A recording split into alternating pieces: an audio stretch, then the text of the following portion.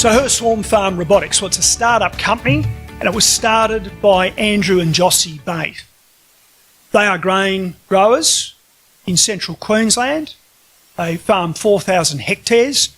They are really good farmers. They're not schemers and dreamers. They're serious people with a serious business.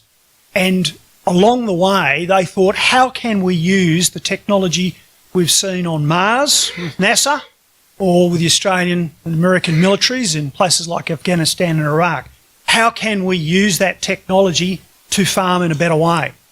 So this is a critical point. This is not a uni lab experiment going out to farmers saying, hey, we think we know how you can farm better because we've got some great technology ideas. These are farmers who've decided to go and find the technology to do farming in a better way. Well, the way we see it is that over the last 50, 60 years, we've seen huge advances in agriculture. The green revolution, chemicals, fertiliser, GMO and plant breeding, and also machinery, bigger, more expensive, more complex machinery being deployed, which has seen the productivity improvements that we still enjoy today. But things have plateaued, and we're also seeing some big impacts on the environment, particularly in reef catchments. And we believe that the application of robotic technology and Internet of Things technology is the next big thing, so that we can continue to see yields, production improve, but efficiency improved and reduce these environmental impacts. And that's particularly pertinent to this conference. So it's now possible, because of the advances in technology, to look at farming in a new way. If we want to think about the paradigm of the last 60 years, and forgive me please this morning, I will tend to talk about broadacre agriculture. I don't pretend to know a lot about the detail of cane farming, so some of this stuff really is coming from that broadacre direction. But what's the last 60 or 70 years been about in ag? And it was like this in potatoes and peas. It's about larger, heavier, more complex machines, roaring across the paddocks, speed, got to get those hectares done. And we've seen huge productivity improvements. We've reduced the amount of labour we need to produce a tonne of whatever we're producing. But along the way, we're also seeing some big and looming issues coming along. Soil compaction, weed resistance to herbicides.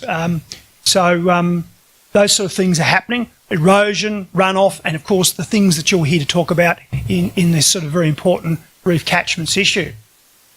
We're saying we're going to change all that.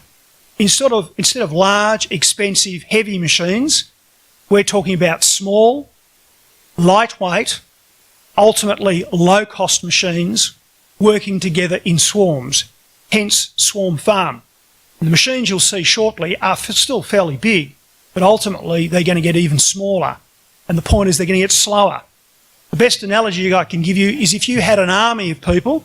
I know there's a bit of a repulsive or repugnant sort of example, but if you had an army of people, slaves, and you could just send them out to laboriously chip away at your crop, individually watering each plant, individually chipping guinea grass out on the paddock, individually applying fertiliser, what would happen to your yields then? If you ran it like your home vegetable garden. So now think about robot. Robot is the Czech word for slave. And we're talking about deploying these robots to farm in that sort of way. So our vision is that the whole crop, growing cycle will be dealt with by robots. So one machine ultimately will plant, will undertake weed control, insect control, fertiliser application and harvesting. And we believe that this will deliver the next big jump in agricultural productivity, irrespective of the farming system that you're involved. Interestingly, ladies and gentlemen, we have 9 full-time equivalents based in central Queensland. Many of them have come from down south, places like Sydney. We've got a young man who's off a farming family near Wagga. So they've come to regional Queensland to be involved in advanced technology. So just think about that for a sec. This is bringing people back to the bush to be involved in something special. I say at the outset that we've actually been pretty well supported by the Commonwealth Government and the state government over the last sort of 18 months. So we have no complaints there. But if we've got some constructive criticism, I think one of the big issues is to sort out the role of universities versus the RDCs versus the private sector. Frankly, we're seeing universities paddling around trying to almost be businesses, and they really shouldn't be. These things should be led by the industry. So we've got to be a far greater connection between this is what a farmer needs, the RDC saying yes, that's what they need, the private sector being involved, hopefully, and then the private sector entity then working with the RDCs and the universities to then deliver something for the farmer. I'm afraid that's not happening in Australia. We've got all sorts of money being wasted, and we think a refocus and perhaps new processes and rules are needing to be put in place. And I really make one final point on this slide, is that we're not talking about slapping GPS guidance systems, collision avoidance, sensors, etc. on the existing machines. That's what large existing incumbents in the machinery market are doing. We're not talking about that. It's not about automating big machines. It's about creating a system and using that technology to undertake farming in a better way. Well, I think competition's a healthy thing, actually. So I probably have a slightly different view. I think it really has got to be very much led by what does the farmer need, what does the farming system need.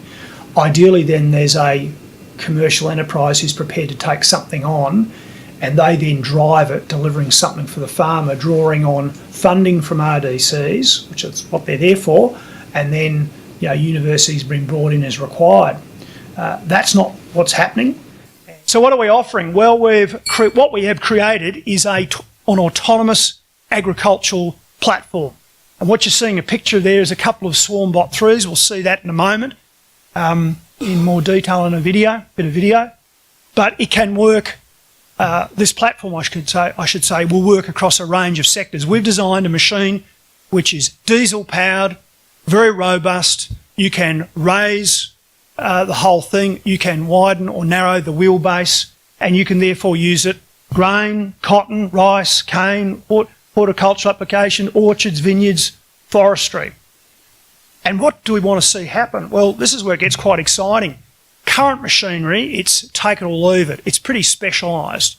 What we're saying is we've created a platform that people can then take onto their farm and use in a variety of ways that we haven't even thought of yet. Well, I suppose it's really on a case-by-case basis. I mean, what we'd like to see, if we talk the cane industry, we'd love a grower, ideally a place like, for example, the Burdekin or around Mackay, who'd say, well, I've got a project I want to undertake. Let's not reinvent the wheel. Let's start with the platform that Swarm Farm have. So we're quite happy to talk to someone about, here, we'll create a platform, we'll basically hire you the platform, you go and grab the technology and start bolting it on the top, and we'll work together to try and then get something going for the sugarcane industry. So that's probably the best way it can happen. So we start with what we've already got, so there's a whole lot of stuff that doesn't have to be recreated, that it's there, it's working, it's practical, but we can take some of this technology that might be in the unis or it might be something that's overseas, and then we can get something going. So the big issue that I'd like to solve is I'd like to have robots out there dealing with guinea grass, because it's quite doable, and there's probably 2 or 3 sensing systems that are available now that probably could work, and they would work on our robots. And because the robots go slowly and can work at night, I think you get a really good outcome. Better, more sustainable agriculture, better management and protection of soils and the environment, protection of the Great Barrier Reef due to low use of fertiliser, herbicides and pesticides. We've started using our robots commercially around Emerald, and we're seeing a 75% reduction in herbicide usage because we're spot spraying using Weed IT technology, but very effectively because the machines go at only 7 kilometres an hour. The other thing about the use of robots is data collection. You can have sensors on them collecting data in the paddock as the machines go around doing another job, but you'll get data on exactly what you've sprayed, what you've applied, by geocode, by quantity. Look, the IP thing is really problematic, and I'm afraid I don't really think I know the answer. I think in this day and age, by the way, that nothing remains your intellectual property for long. It's about being fast, getting something to market, and then achieving a level of market penetration. That's probably the big thing. There's a lot of the universities seem to think they've got great IP and they are sitting on it and won't share it, or seem to think that they need to charge a whole lot of money to then license it. And it's just not going to be worth anything unless they get it out there now. So it's a difficult one. We probably are the ones who believe in speed, getting something to market, and ultimately we believe the trademark, the Swarm Farm name, some of the other things are trademarked as well, and that brand that we're creating is probably the more important thing than the patents that we've applied for.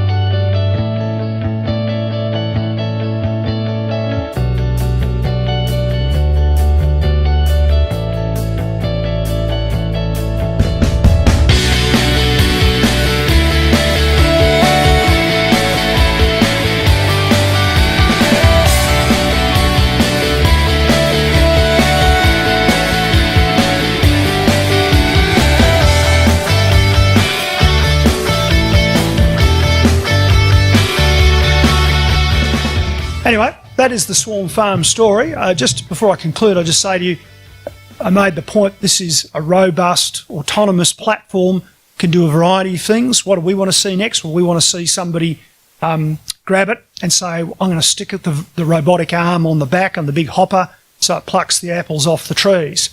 We want someone in the cane industry to say, right, we want to get the sensor that the University of Southern Queensland developed with SRA money, stick that sensor on the back and then go and spray guinea grass. We will cooperate with that project.